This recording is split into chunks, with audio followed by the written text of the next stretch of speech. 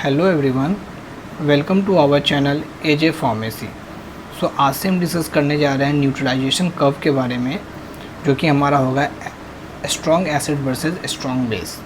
सो ये हमारा lecture number 8 है, which is under acid base titration. तो चलिए शुरू करते हैं। तो आज हम देखेंगे जो हमारा पहला टाइप होगा न्यूट्रलाइजेशन कर्व का, जो कि है हमारा strong acid versus strong base का। तो इसमें हम क्या करेंगे, इसके प्रिंसिपल को आप समझो कि हम क्या करेंगे, इसमें एक स्ट्रॉन्ग एसिड लेंगे और एक स्ट्रॉन्ग बेस लेंगे और इसकी क्या करेंगे, फर्दर टाइट्रेशन कराएंगे। सो हमारा जो स्ट्रॉन्ग एसिड हो जाएगा वो हो जाएगा हमारा HCl, ओके। और स्ट्रॉन्ग बेस हम ले लेते हैं, that is NaOH, and it will form salt that is NaCl plus H2O, that is H2O। तो ये हमारा इस न्यूट्रलाइजेशन रिएक्शन में जो हमारा प्रोडक्ट बनेगा ये बनेगा। तो अब हम क्या करते हैं, इसको डिटरमाइन कैसे करेंगे। तो इसको डिटरमाइन करने के लिए हम क्या कर रहे हैं, कंसिडर कर रहे हैं एक टाइट्रेंट और एनालाइट को, और उसको हम क्या करेंगे, ब्यूरेट में और फ्लास्क में ले लेंगे। तो चलिए शुरू करते हैं हमारे इस एक्सपेरिमेंट को, ओके। तो चलिए अब हम क्या करते हैं, इस एक्सपेरिमेंट को शुरू कर रहे हैं। और हमने कंसिडर किया है ये कि हमने लिया है वन नॉर्मल, हम ले रहे हैं वन नॉर्मल NaOH ब्यूरेट के अंदर। वन नॉर्मल NaOH हमने ब्यूरेट के अंदर क्या किया है, फिल कर दिया है। और हमने वन नॉर्मल HCl लिया है फ्लास्क के अंदर। वन नॉर्मल HCl हमने फ्लास्क के अंदर लिया है। अब हम क्या करेंगे, यहाँ पे हम कराएंगे टाइट्रेशन, ओके। तो हम सबसे पहले क्या देखेंगे कि हमारा जो pH होगा क्या होगा। हम यहाँ पे बात करेंगे पहले, क्योंकि हमने जो फ्लास्क में लिया है, क्या लिया है, HCl लिया है, इसकी इनिशियल pH क्या होगी, ओके। इसकी इनिशियल pH क्या होगी। तो चलिए हम क्या करते हैं, पहले ये चीज़ को देख लेते हैं। हम कंसीडर कर रहे हैं, consider the titration between, titration पहले हम इस चीज़ को लिख लेते हैं कि हमने करना क्या है, देन हम उस pH को क्या करेंगे, डिटरमाइन करेंगे। अब बिटवीन किस किस के बीच हम कर रहे हैं, 50 ml one normal HCl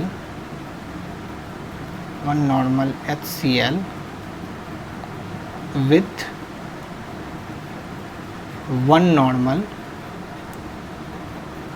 NaOH, one normal NaOH, okay. So हमने क्या किया है, 50 ml HCl को हमने फिल कर दिया किस में, कोनिकल फ्लास्क में,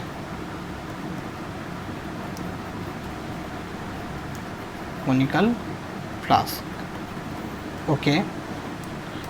सो अब ध्यान से इसके स्टेप्स को समझते चलोगे, बहुत इजी हो जाएगा आपके लिए रिएक्शन को करना।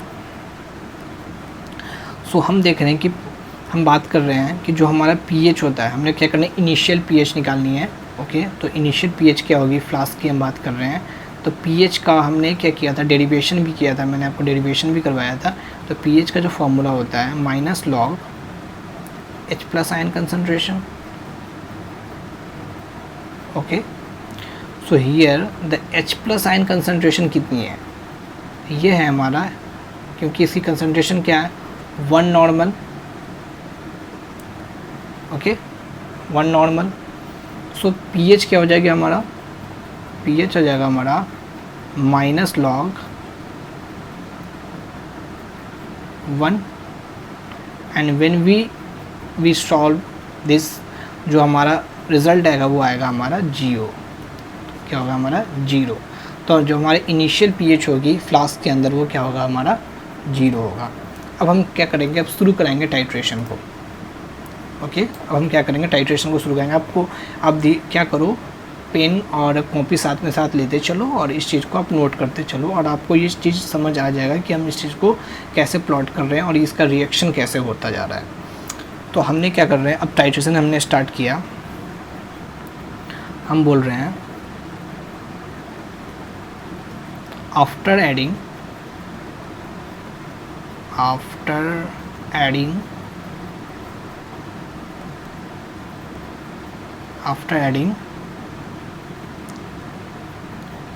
one normal NaOH, किसमें हमने ये किया, ऐड किया फ्लास्क के अंदर, जिसमें हमारा क्या था, HCl था, NaOH सॉल्यूशन। कितना हमने ऐड किया, 1 ml। पहले हम क्या करेंगे, धीरे धीरे से स्टार्ट करेंगे। 1 ml हमने क्या कर दिया, ऐड कर दिया हमने फ्लास्क के अंदर NaOH। तो जो हमारा टोटल वॉल्यूम हो जाएगा, हम इसको TB से लिख रहे हैं, टोटल वॉल्यूम कितना हो जाएगा। पहले तो ये कितना था, 50 था, हमने कंसिडर किया था 50 ml HCl का हम टाइट्रेशन करा रहे हैं। ओके, सो हम क्या कर रहे हैं, हमने 50 ml पहले से था इसका। ओके, और अब क्या हुआ, 1 ml ऊपर से NaOH आ गया, तो इसकी टोटल वॉल्यूम कितनी हो गई, ये हो गया हमारा 51 ml।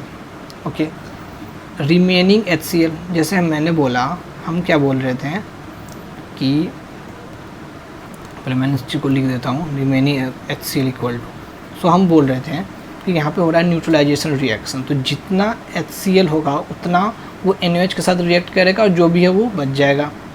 ठीक है, तो ऊपर से 1 ml आया है तो वो 1 ml HCl के साथ ही रिएक्ट करेगा, बाकी HCl क्या रह जाएगा, फ्री में रह जाएगा। तो हमारे पास कितने था, हमारे पास था 50 ml HCl था, उसने 1 ml NaOH ने रिएक्शन करा के सॉल्ट बना लिया, तो कितना फ्री रह गया हमारा remaining HCl, that is 49 ml। अब यहाँ पे हम निकालेंगे H+ आयन की कंसंट्रेशन, तो H+ यहाँ पे कितने हो जाएंगे, क्योंकि यहाँ पे जितना HCl रिमेन रह जाएगा उसका हम रेशियो टोटल से कर देंगे, डिवाइड कर देंगे, ये जो भी हमारा HCl है उसको टोटल जो हमारा वॉल्यूम उससे डिवाइड कर देंगे, तो हमारा H+ आ जाएगा, तो that will be 49 divided by 51। Okay, so अब हमारा pH क्या हो जाएगा, pH हमारा क्या होता है, माइनस लॉग H+ आयन की कंसंट्रेशन ये हो जाएगी हमारी। ओके, तो it will be 49 divided by 51। Okay,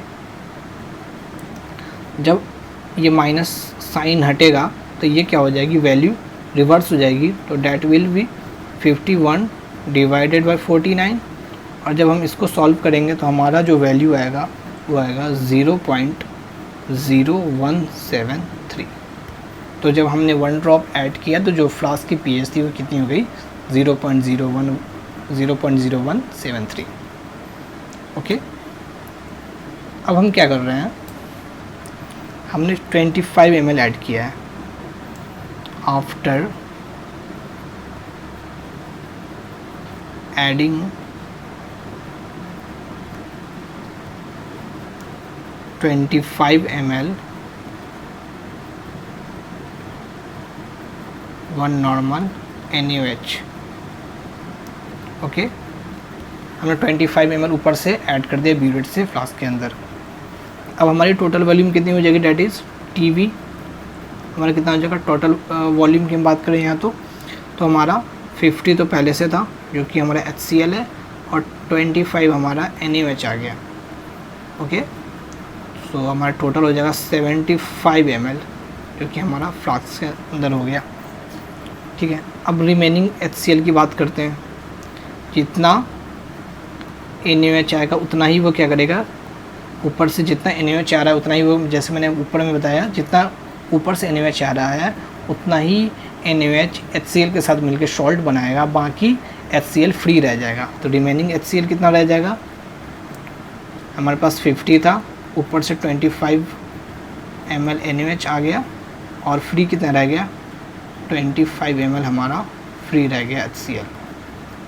okay, अब H+ आयन की H+ कितना हो जाएगा, इसकी कंसंट्रेशन कितनी हो जाएगी, that will be 25 divided by 75, है ना। सो अब हमारा pH क्या हो जाएगा, pH equal to minus log that will be 25 divided by 75। Okay, it will be log, जब इसकी वैल्यू रिवर्स हो जाएगी, जब ये हम इस माइनस साइन को ये करेंगे, यहाँ से हटाएंगे, तो it will B 75 divided by 25 and इसकी वैल्यू जो आएगी हमें वो आएगी 0.4771। तो ये हमारा आ जाएगा 0.4771 जब हमने 25 ml ऊपर से ब्यूरेट से ऐड किया है फ्लास्क के अंदर NaOH। अब हम बात करते हैं, अब हम क्या कर रहे हैं, हमने 49 ml ऐड कर दिया। आफ्टर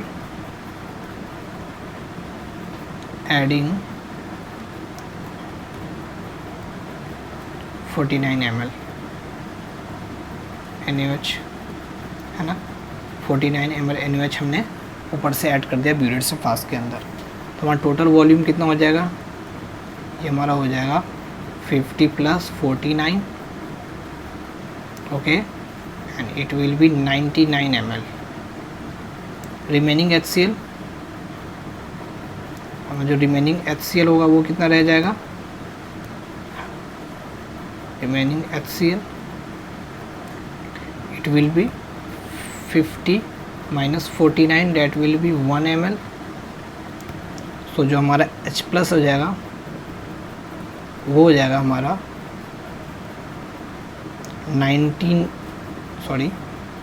1 डिवाइडेड बाई 99 और हमारा pH हो जाएगा pH = minus log H+ ion concentration. तो ये हमारा हो जाएगा 1 डिवाइडेड बाई 99, ये हमारा हो जाएगा लॉग 99/1 एंड जब हम इसको फर्दर सॉल्व करेंगे इसकी वैल्यू आएगी आपको 1.9956, ओके। सो हमने जब 49 NaOH ऊपर से ये किया है, ऐड किया है फ्लास्क के अंदर, तो ये हमारा pH फ्लास्क का ये आया है, ओके, क्योंकि pH धीरे धीरे क्या कर रहा है, ऊपर की ओर चढ़ रहा है ना। अब हमने क्या कर दिया 50 ml, जब क्या होगा हमने ऊपर से क्या कर दिया है 50 ml NaOH ऐड किया, NaOH हम बोल रहे हैं, NaCl नो, NaOH हमने ऊपर से ऐड किया, ठीक है। तो जो हमारा pH है वो शार्पली चेंज होगा। कैसा चेंज होगा, sharply change, again it's a neutralization reaction, so changes sharply changes to 7, okay, and this will be the equivalence point of this particular titration, equivalence point। जैसे हमने क्या कर दिया 50 ml NaOH फ्लास्क के अंदर ऐड कर दिया, तो इसकी जो pH होगी शार्पली चेंज हो गई, जो कि हमारी यहाँ पे आई थी जब हमने 49 डाला था, तो हमारी इसकी pH ये थी, और जैसे हमने 50 ml इसमें NaOH डाल दिया, इसकी pH शार्पली चेंज हो गई 7 के, ओके। सो अब हम क्या करेंगे, फर्दर क्या करेंगे, एक्स्ट्रा ऐड करेंगे NaOH को। क्या कर रहे हैं, हमने एक्स्ट्रा ऐड कर रहे हैं। ये चीज़ तो हमें समझ आ गई कि हमने जैसे 50 ml कर दिया तो pH हमारा 7 आ गया, जो कि हमारा इक्विवेलेंस पॉइंट है। फिर से हमने एक्स्ट्रा में ऐड किया है, after adding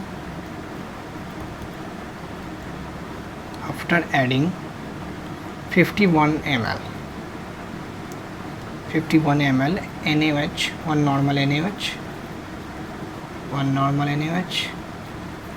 so it will be total volume कितनी हो जाएगी, यहाँ पे टीवी की बात कर रहे हैं, जो कि 50 पहले से थी हमारी HCl एंड डेट इज़ 51, सो हमारा ये हो जाएगा 101 ml, ओके।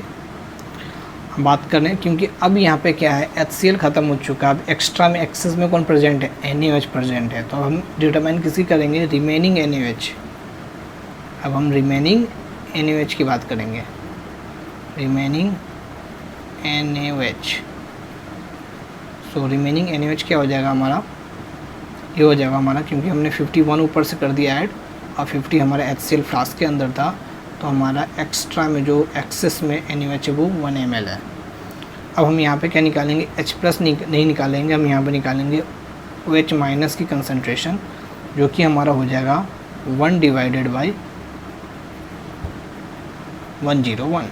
अब हम यहाँ पे क्या निकालेंगे, POH निकालेंगे, क्योंकि बेस का हम यहाँ पे कर रहे हैं, कैलकुलेट कर रहे हैं। तो it will B minus log, इसकी वैल्यू आप पुट कर दो OH की, सो 1/101 and it will be log, sorry मैं इसकी वैल्यू हटा देता हूँ, जैसे ये हट जाएगा ये हो जाएगा आपको 101/1 एंड डैट विल बी, जिसकी वैल्यू आएगी वो आएगी आपको 2.0043। ये अगेन ये pH नहीं है, ये POH है। ओके, तो अब हमारा जो pH हो जाएगा वो हो जाएगा 14 माइनस 2.0043, और जो हमारी वैल्यू आएगी वो आएगी 1.99 अप्रॉक्सीमेटली।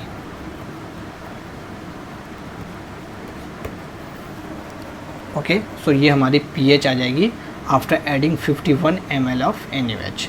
अच्छा, ये चीज़ आपको समझ आ रहा है जो pH में ये डिफरेंस कैसे आ रहा, क्योंकि जब शुरुआत में क्या था कि हमने जब ऐड किया था, शुरुआत में जब हम NaOH ऐड कर रहे थे तो जितना भी एक्सिस में बच जा रहा था तो फ्लास्क की pH वो डिटरमाइन कर रहा था। मतलब जो भी चीज़ एक्सिस में बचेगा वो डिटरमाइन करेगा the pH of that solution. Okay, so शुरुआत में इनिशियली क्या था, HCl ज़्यादा था, 25 की HCl ज़्यादा है, 49 की हमने HCl ज़्यादा, तो pH अभी क्योंकि स्लाइटली एसिडिक ही जाएगा, एसिडिक के रेंज में जाएगा। जैसे हमने 50 ml कर दिया, क्योंकि वहाँ पे इक्विवेलेंस पॉइंट आ गया, HCl और NaOH ने क्या कर दिया, वहाँ पे रिएक्शन कंप्लीट कर दिया, न्यूट्रलाइजेशन रिएक्शन हमारा हो गया, वो हमारा इक्विवेलेंस पॉइंट वहाँ से निकल गया। जैसे हमने 51 ml कर दिया, 50 ml तो उसने NaOH ने HCl के साथ रिएक्शन कर लिया। ओके, और बाकी जो 1 ml एक्सेस में रह गया NaOH, वो क्या करेगा, डिसाइड करेगा उस pH सॉल्यूशन की pH की, सॉल्यूशन का जो भी pH होगा। और वो जो NaOH है, हमें पता है कि NaOH क्या होता है हमारा, it is slightly alkaline, that is basic. तो जो हमारा pH होगा ये हमारा ये होगा, दैट इज़ 11.99। तो हमने इस चीज़ को डिटरमाइन किया। अब क्या करेंगे, इस चीज़ को हम पुट करेंगे, हमारे डाटा को पुट करेंगे ग्राफ के अंदर। तो चलिए पुट करते हैं। आई होप आपने इसको राइट डाउन कर लिया, बहुत इंपॉर्टेंट है। बहुत टाइम आ जाता है क्वेश्चन कि आप इस चीज़ को कैसे डिटरमाइन करोगे। तो अब हम इस चीज़ को देखते हैं यहाँ पे।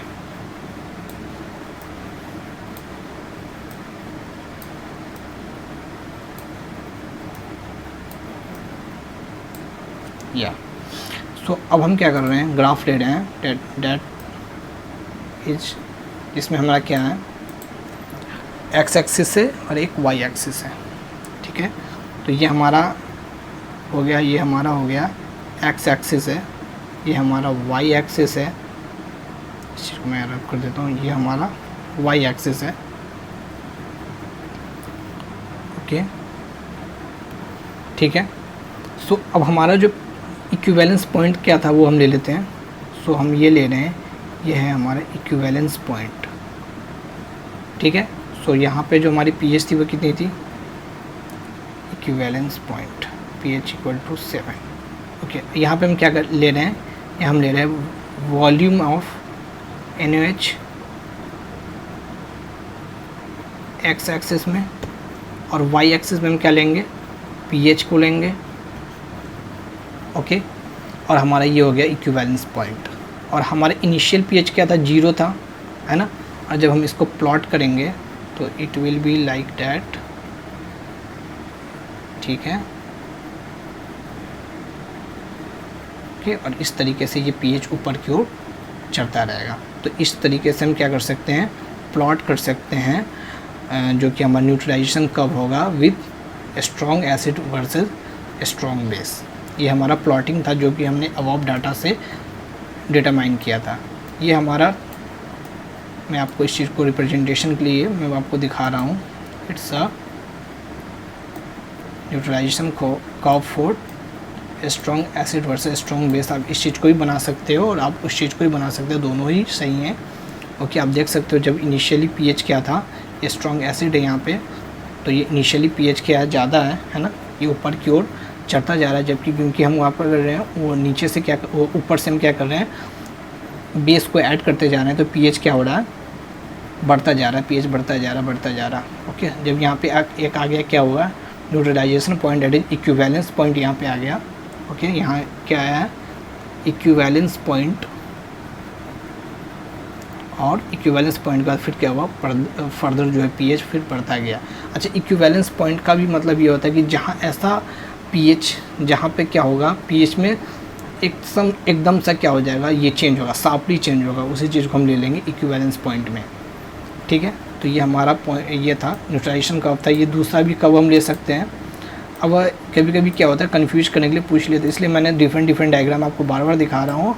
आप कभी इस चीज़ को कन्फ्यूज मत होना कि मान लो कभी कभी क्या होता है कि हम क्या करते हैं, जो हमने NaOH को लिया था, वो ये जो हमारा क्या है, ये ब्यूरेट है। अब मान लें ये ब्यूरेट है, ओके, और ये हमारा फ्लास्क है। ओके, सो अब हम क्या मान लो कि फ्लास्क में हमने तो लिया HCl और यहाँ लिया NaOH। बहुत सारे केस में क्या कर लेते हैं, ये ले लेते हैं, फ्लास्क में NaOH ले लेते हैं और ब्यूरेट में क्या लेते हैं, HCl। तो उसका ग्राफ ये है, तो आप इसी को कभी कंफ्यूज नहीं होगे। अगर NaOH है तो इसका ग्राफ ये है। Okay, so this is all about the neutralization curve for a strong acid versus a strong base. Hope you like this video, share it with your friends and subscribe to our channel. Thank you so much guys for watching this.